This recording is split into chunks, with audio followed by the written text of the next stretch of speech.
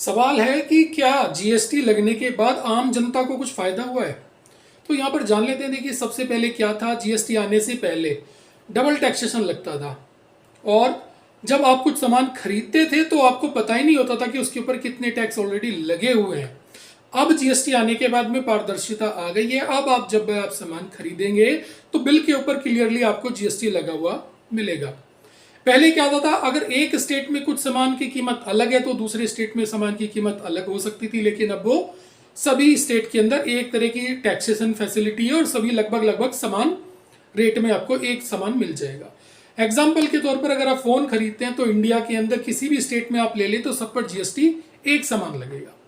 इसी तरह से बहुत सारी चीजें ऐसी हैं, कुछ सामान जो महंगे थे जिनके ऊपर पहले जो सेस था, एक्साइज था, वो ज्यादा लगे हुए थे तो वो रेट में कम हो गए। इस तरह से बहुत सारी चीजें ऐसी हैं जो जीएसटी के दायरे के अंदर आने के बाद वो सस्ती हो गई हैं। उनके ऊपर जो डबल टैक्सेशन की वो थी वो सारी चीजें खत्म हो गई हैं।